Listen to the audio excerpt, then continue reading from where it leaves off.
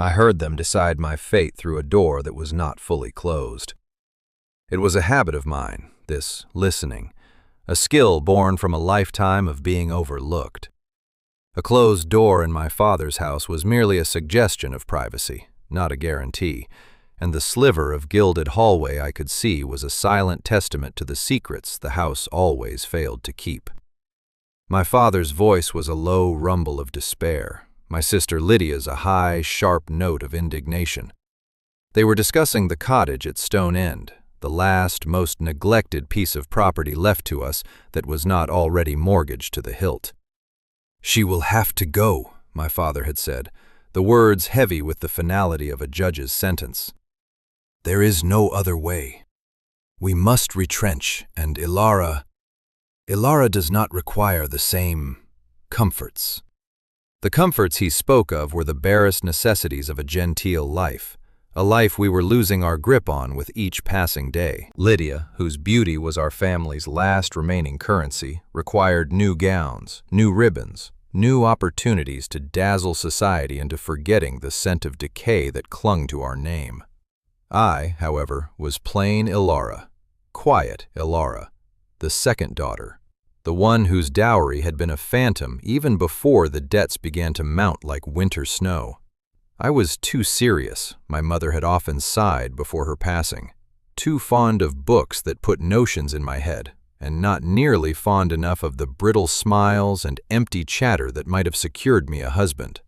My value was measured in what I did not require, and so I was to be sent away, an inconvenient piece of furniture stored in a derelict corner of our crumbling estate.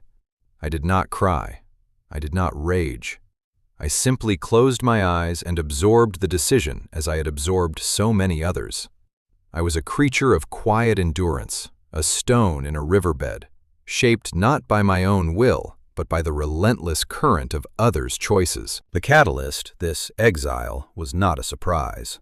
It was an inevitability. I had been waiting for the final plank of our family's foundering ship to give way, and it seemed my designated lifeboat was a leaky cottage by the sea. The cottage was worse than I had imagined, and I had imagined a great deal of damp and sorrow. It stood hunched against the wind on a lonely spit of land, its stone walls weeping with salty moisture, and its thatch roof home to a boisterous family of starlings. But there was a kind of honesty to its decay that I found I did not entirely mind. It did not pretend to be something it was not, unlike my father's house with its threadbare velvets and polished-over rot. Here, the rot was out in the open. Here, I could be as well. I swept the floors, patched the roof as best I could with tar and hope, and planted a small, defiant garden of herbs. My days fell into a simple rhythm, dictated by the tide and the light. I walked the shore, collected driftwood for my small hearth, and read the one book I had managed to secret away in my satchel.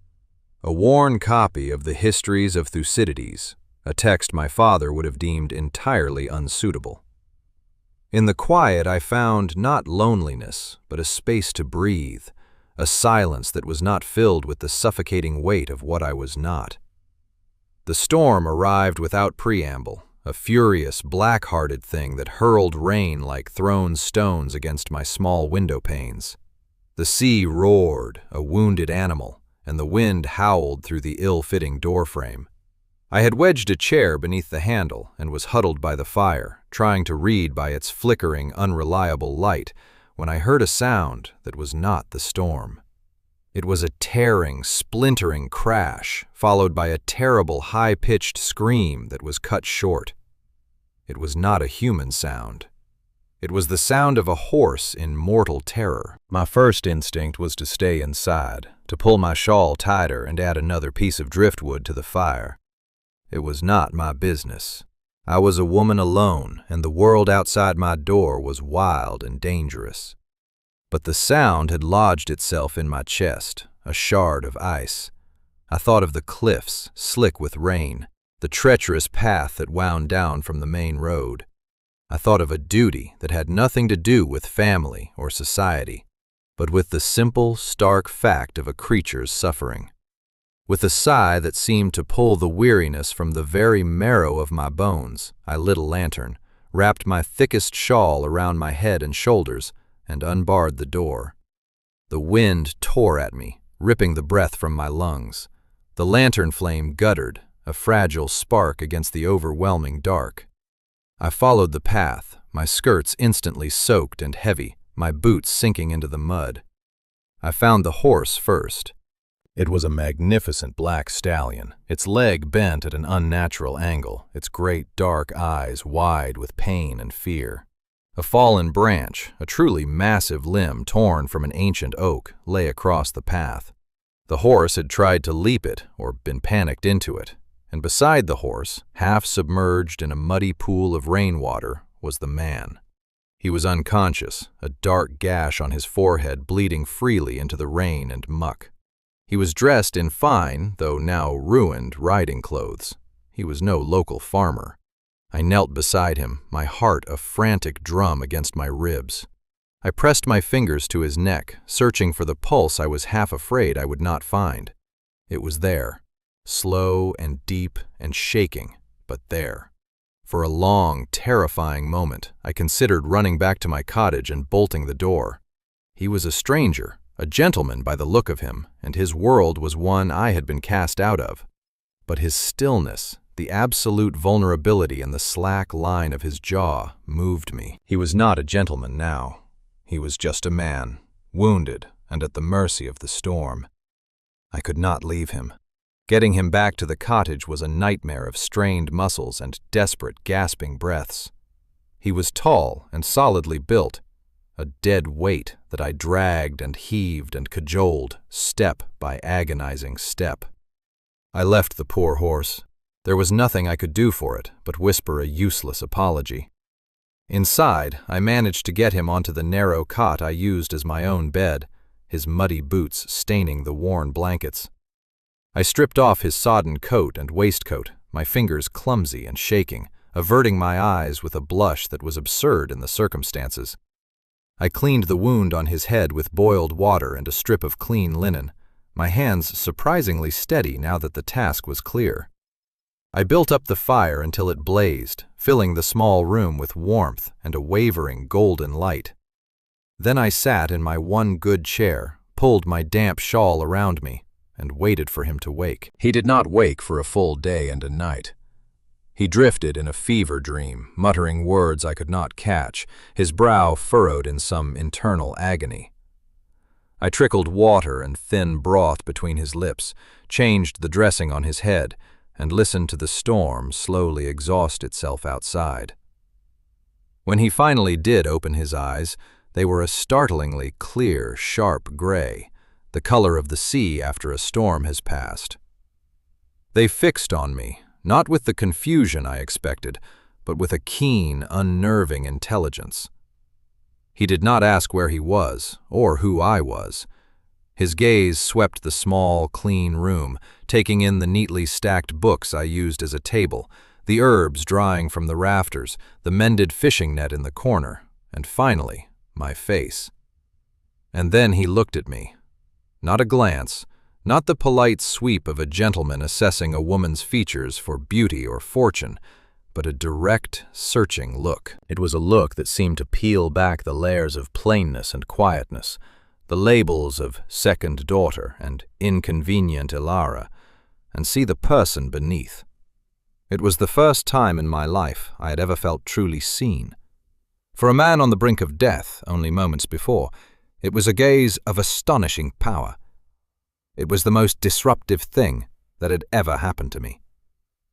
"The horse?" he asked, his voice a low, rough rasp. "I am sorry," I said, my own voice quiet. "Its leg was broken. There was nothing to be done. I sent word with a fisherman this morning to your nearest neighbor, the steward, at Alston Park. He said he would see to it." He closed his eyes, a muscle working in his jaw. "Thank you." The words were simple, but they carried a weight of sincerity that startled me. He did not ask my name. He did not offer his own. For the next week he was simply the patient, and I was his reluctant, fastidious nurse. We spoke little. He was a man accustomed to silence, and I was a woman who had made a home in it. I would bring him broth, and he would thank me. I would tend the fire, and he would watch me, his gray eyes following my movements with that same unsettling focus. I learned the rhythms of his recovery, the way he tested his strength each morning, the grimace of pain he tried to hide, the frustration that flickered in his eyes when he found his body would not yet obey him. One afternoon, the silence between us stretched, not with tension, but with a kind of shared contemplation. He was sitting up, propped against the wall, a blanket around his shoulders. I was mending a tear in my dress, my needle moving in and out of the rough fabric. He gestured with his chin towards my book, which lay on the hearth. "Thucydides," he stated, not as a question. An unusual choice for a lady's reading. "I am not a typical lady," I replied, not looking up from my sewing. "And it is not a typical situation." A ghost of a smile touched his lips, a rare and surprising event. He argues that the truest motives of men are fear, honor, and self-interest. Do you agree? I paused, my needle hovering in the air. No one had ever asked for my opinion on such a matter. My father would have scoffed. Lydia would have giggled. "I think he omits kindness," I said softly, "and love. Perhaps because they are harder to quantify, and more often the motives of women." He was quiet for so long I thought he had dismissed my words, but when I finally risked a glance at him, his expression was one of deep, thoughtful consideration. It was as if I had turned a key in a lock I had not known was there. From that day, our conversations deepened. We did not speak of ourselves, of our pasts or our families. We spoke of ideas. We spoke of the Peloponnesian War, of crop rotation, of the particular melancholy of the sea in autumn, of the moral architecture of power.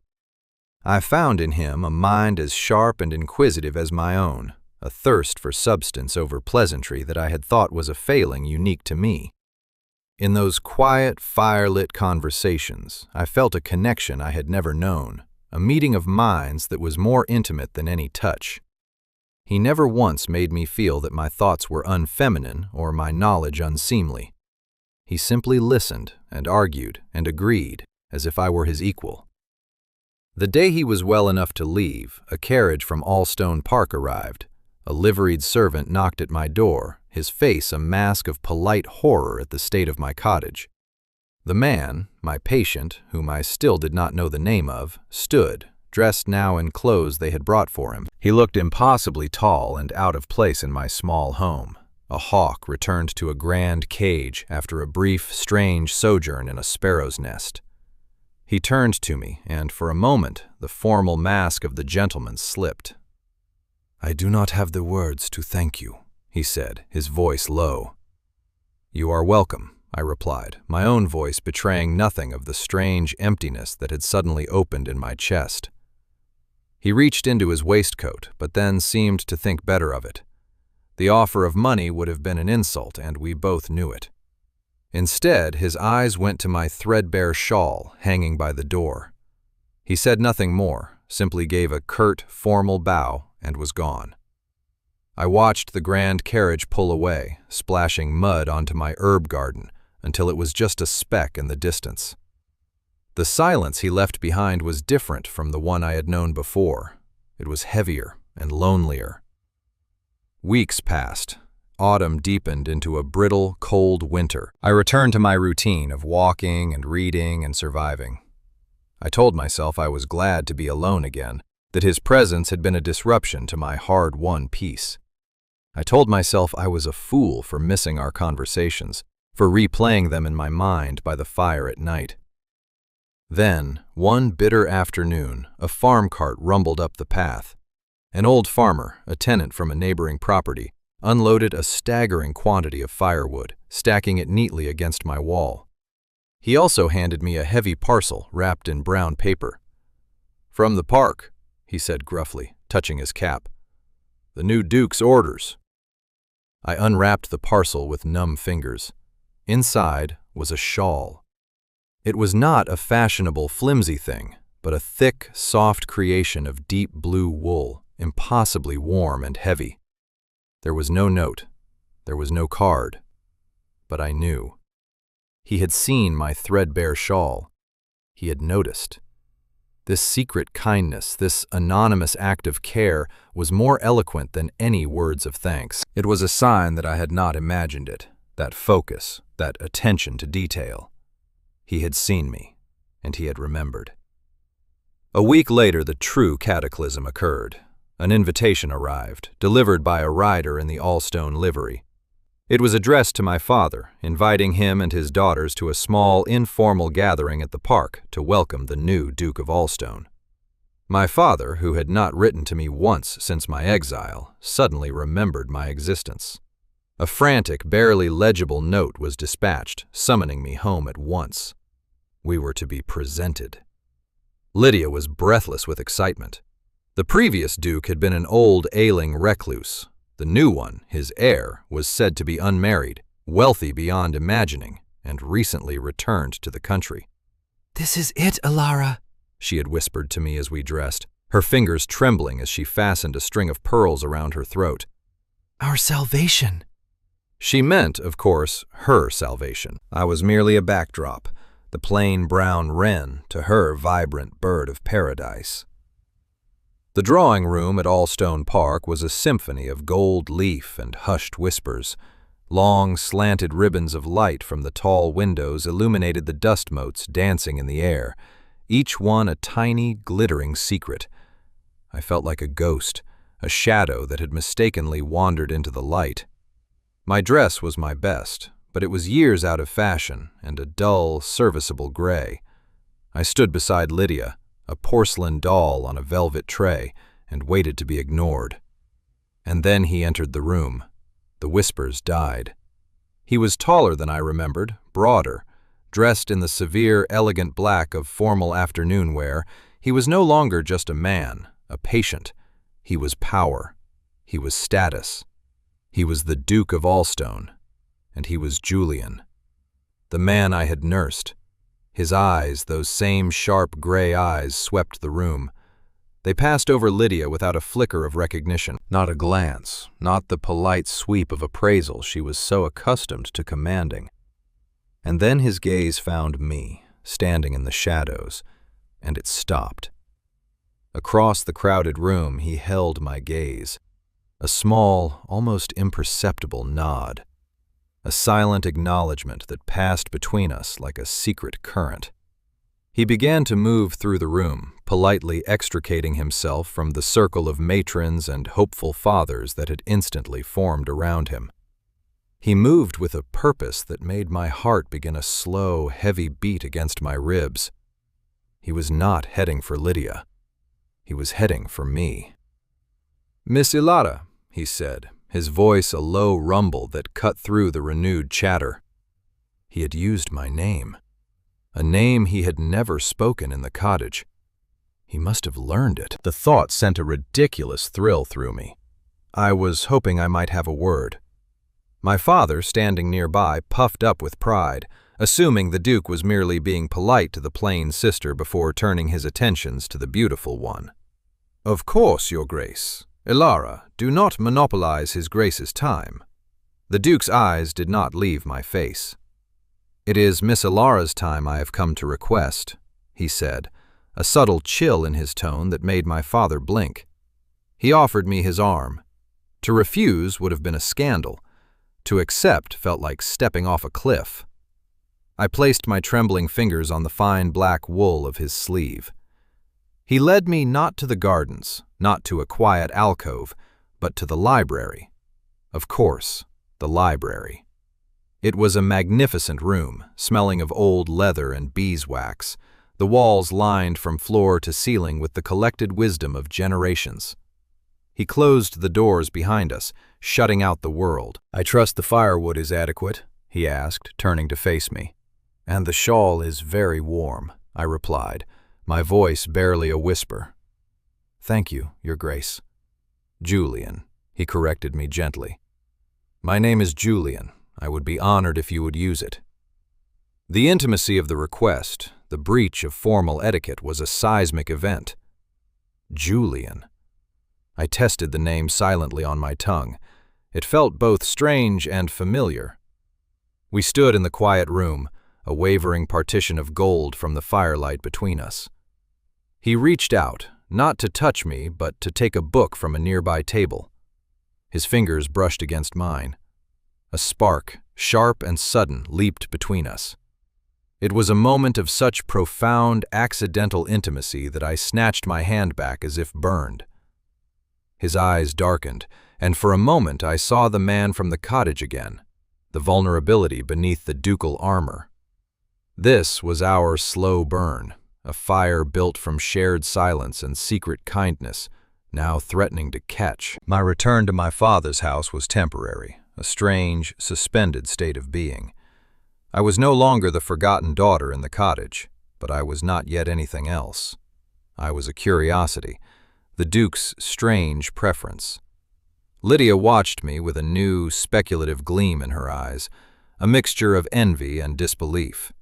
My father treated me with a fawning deference that was more offensive than his previous neglect.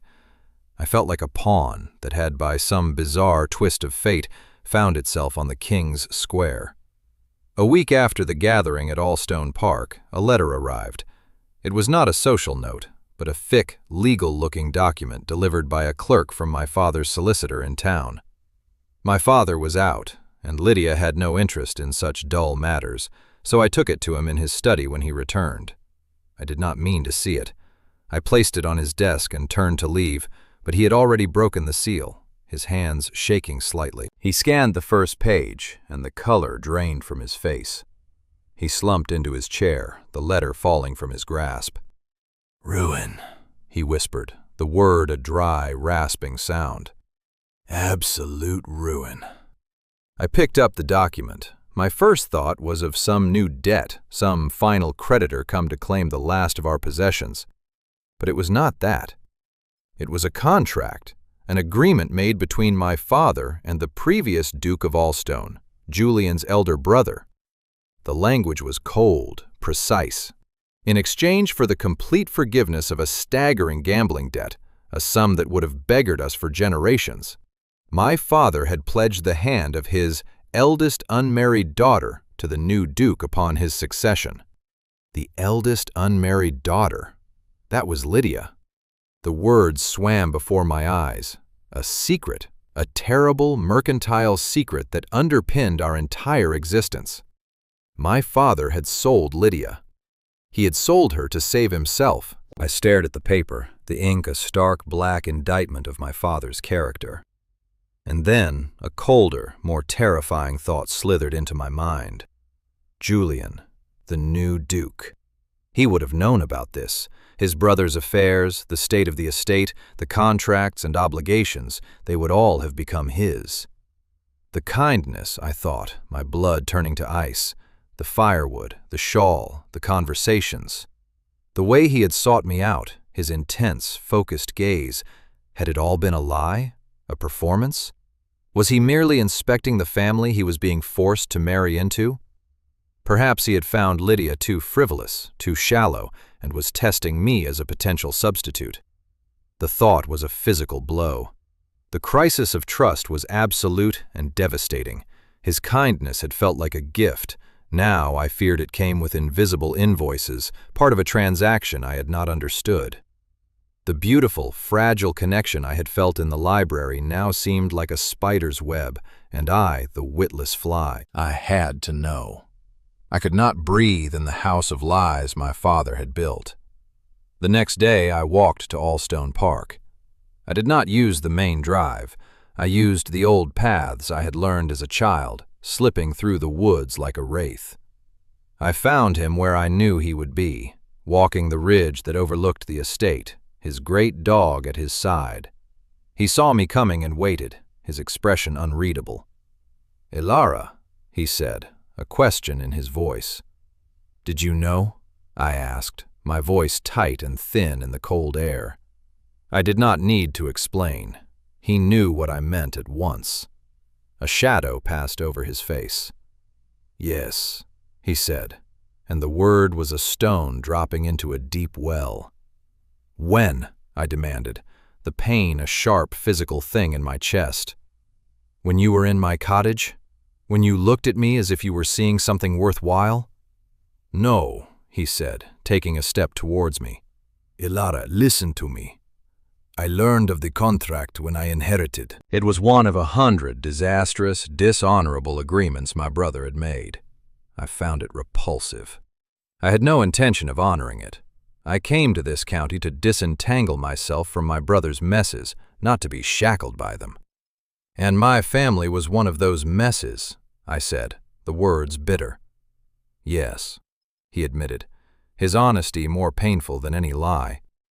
When I was thrown from my horse, I did not know where I was.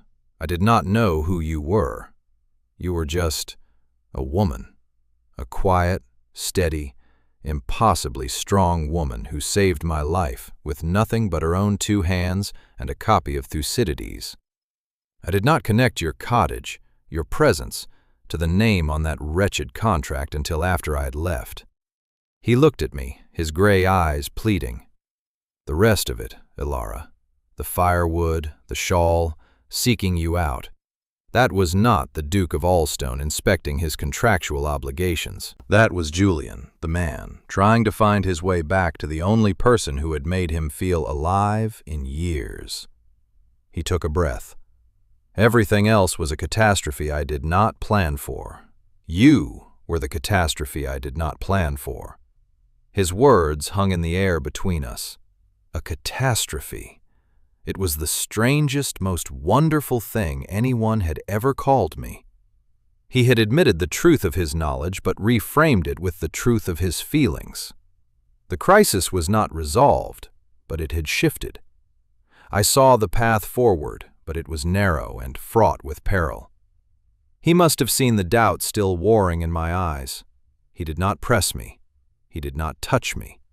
He simply stood there, letting his confession settle. The following days were a torment of indecision.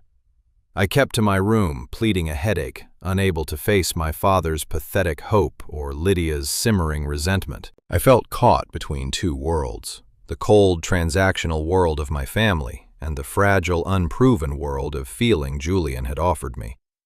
Then he acted.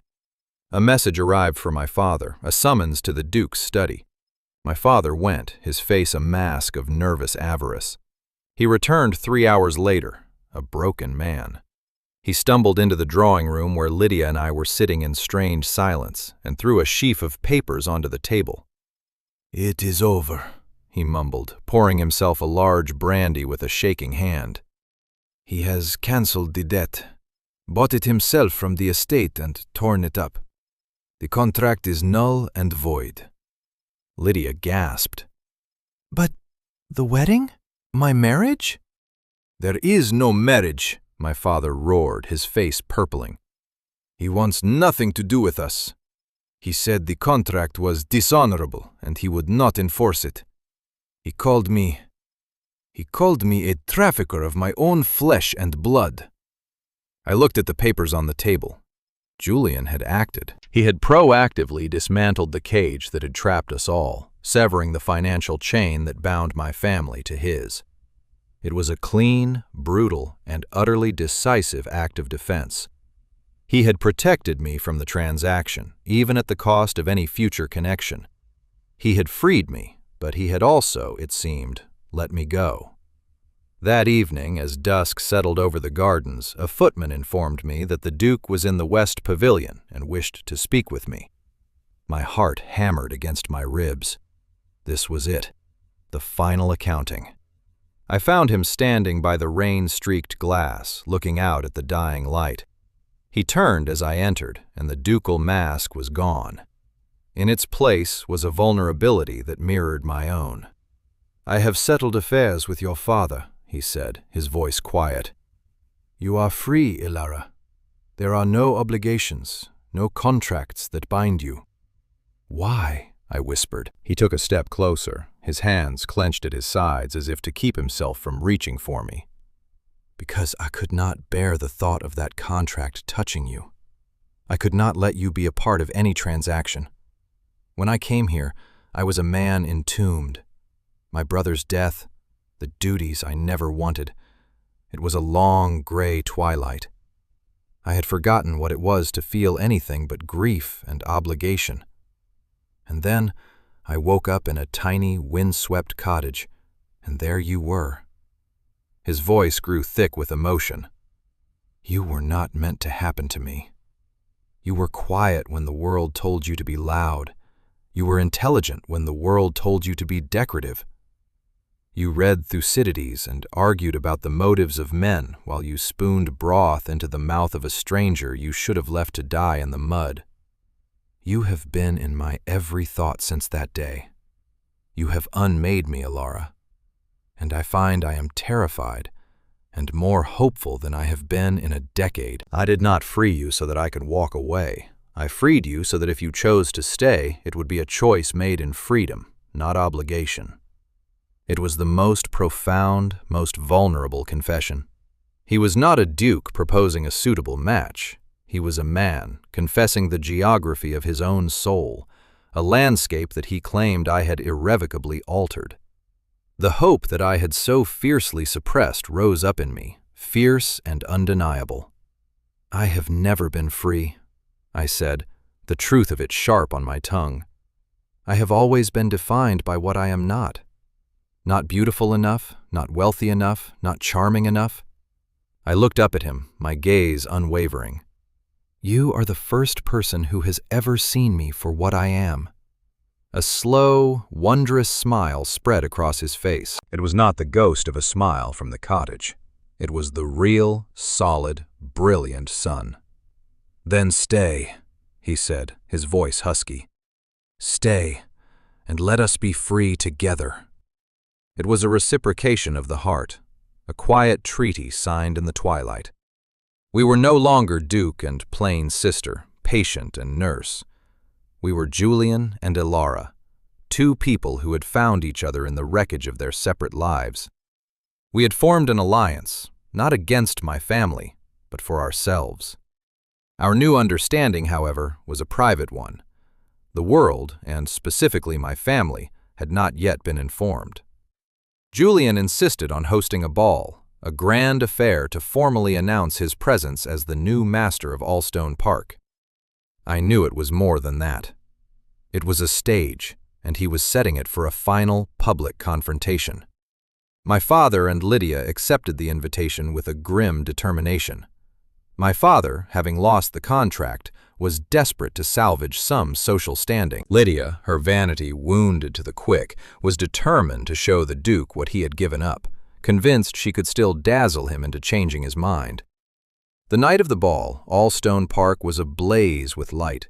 Chandeliers dripped crystals like frozen tears, and the sound of the orchestra spilled out into the cool night air. I wore a gown that Julian had insisted on providing, a deep, shimmering blue, the exact color of the shawl he had given me. It was simple, elegant, and it made me feel not like a different person, but more like myself than ever before. When I entered the ballroom on Julian's arm, a hush fell. It was not the polite silence of respect, but the sharp, indrawn breath of collective shock. The Duke was not with the beautiful Lydia, but with the plain, quiet sister. We danced the first waltz. He held me securely, his hand warm and firm on the small of my back. For the first time in my life, I did not feel clumsy or out of place on a dance floor. I felt anchored. "Are you ready for this?" he murmured, his lips close to my ear. "I am with you," I replied, and it was all the answer he needed. The antagonist's move, when it came, was cruder and more desperate than I could have imagined. After the waltz, as Julian was speaking to a neighboring landowner, my father, his face flushed with wine and indignation, cornered me near the grand staircase. Lydia was at his elbow, her pretty face twisted with a spite that made it ugly. "What witchcraft have you used?" my father hissed, his voice low but carrying in the charged atmosphere. "You have bewitched him, ruined your sister's chances, our family's only hope, for your own selfish ambition." "Father, please," I began, but Lydia cut me off. "She has always been this way," she declared to the small crowd that was beginning to gather, their faces a mixture of pity and morbid curiosity. Sneaking, reading her strange books. She has poisoned the Duke's mind against me, against his own best interests. Then my father made his fatal error. He grabbed my arm, his fingers digging in painfully. "You will leave this house at once. You are a disgrace. I demand you release the Duke from whatever spell you have cast." "I believe you are mistaken, sir." Julian's voice, cold as a winter river, cut through the room. He had materialized at my side, his face a mask of controlled fury. He gently disengaged my father's hand from my arm and pulled me to stand slightly behind him, a gesture of protection that was as clear as a drawn sword. The stage was set. The audience was rapt. "Your Grace," my father stammered, paling, "this is a family matter. My daughter is overwrought." "Your daughter," Julian said, his voice ringing with authority, "is the most honorable woman I have ever known. And since you have chosen to make this a public matter, let us have it all out in the public." He gestured to a solicitor who had been standing discreetly near the door. The man stepped forward, holding a black document case. "You speak of your family's hope," Julian continued, his gaze sweeping over the silent, watching faces. "Let me tell you about that hope." He took a document from the solicitor. "This is a copy of a contract signed by this man in which he agreed to sell his daughter's hand in marriage to settle a gambling debt." A wave of scandalized murmurs rippled through the room. He then produced a second document. "And this," he said, holding it up for all to see, "is the note for that debt. A debt which I have personally acquired from my late brother's estate and which I have now forgiven. The contract, and any hold you believed you had over me or my affairs, is utterly void." He tore the debt note in half with a sharp, satisfying rip. The evidence was irrefutable. The fall was beginning.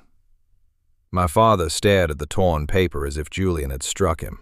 Lydia let out a small, strangled sob. Now it was my turn. This was my moment. I stepped out from behind Julian, not with anger, but with a profound and weary calm. I looked at the two people who had defined the limits of my world for so long. "I am not witchcraft, Father," I said, my voice clear and steady. "I am the daughter you sent to a broken cottage because I did not require comforts. I am not a poison, Lydia. I am the sister who stood in your shadow, who was told her thoughts were unsuitable and her silence was a flaw." I took a breath, feeling the weight of years of silence lifting from my shoulders. I am not a commodity to be traded. I am not a shadow to be hidden behind. I am myself. And the Duke, I turned and looked at Julian, a world of gratitude and love in my eyes, sees me for who I am. The public vindication was absolute. The social ruin of my father and sister was a swift and silent blade. No one spoke to them. People physically moved away, creating a circle of isolation around them. They were defeated not by a shout, but by a collective turning of the back.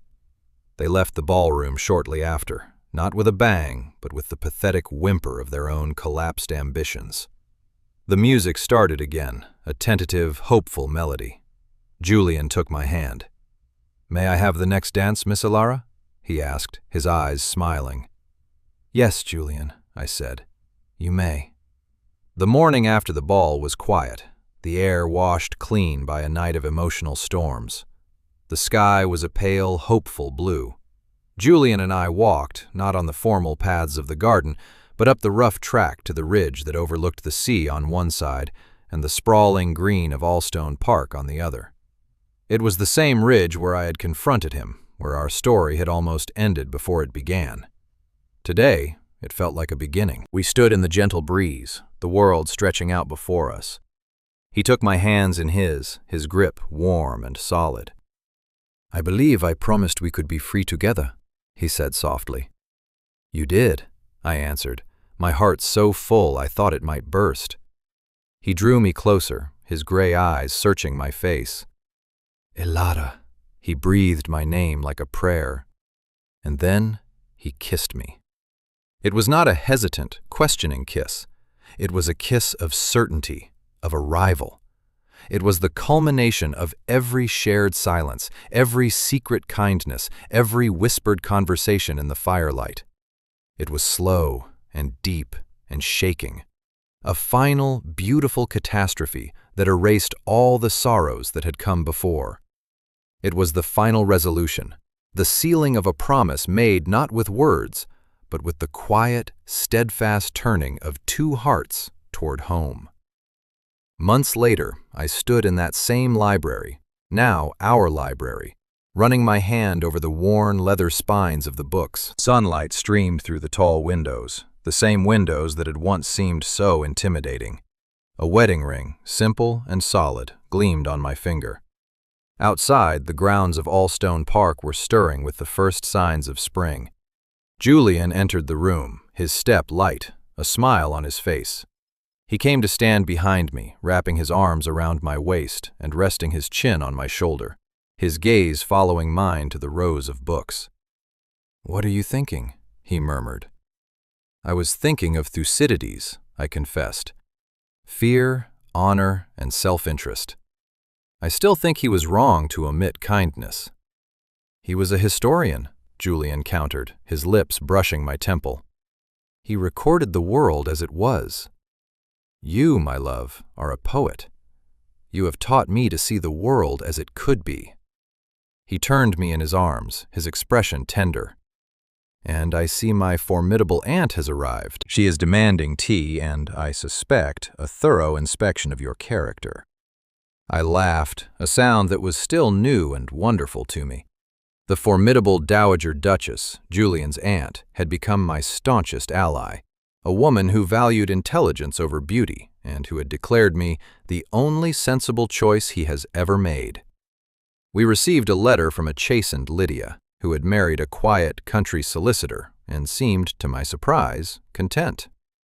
My father, I heard, lived quietly in Bath, his social ambitions finally extinguished. The loyal housekeeper at Allstone, Mrs. Gable, had taken to leaving small bouquets of flowers from the garden on my writing desk, a silent, daily signal of her approval. All the loose ends were being tied, not into neat bows, but into the strong, resilient knots of a new life. Later that evening, as I looked out from my window at the stars beginning to prick the darkening sky, I reflected on the strange, winding path that had led me here. I had spent so much of my life feeling invisible, my quietness mistaken for emptiness, my thoughtfulness for a lack of spirit. I was told my nature was a flaw, a thing to be overcome. But it was in that quiet that I learned to observe, to listen, to understand the world in a way that Lydia, with all her dazzling light, never could. It was my quiet strength that had allowed me to survive the cottage, to nurse a stranger, to face down my family. And it was into that same quiet that Julian had spoken, his voice the first one that had ever truly reached me. It was not that he had given me a voice, but rather that he had been the first person to learn my language. He had not rescued me from my life, he had shown me how to truly live it. And I knew, with a certainty that was as solid and real as the man sleeping beside me, that I was finally, irrevocably, home.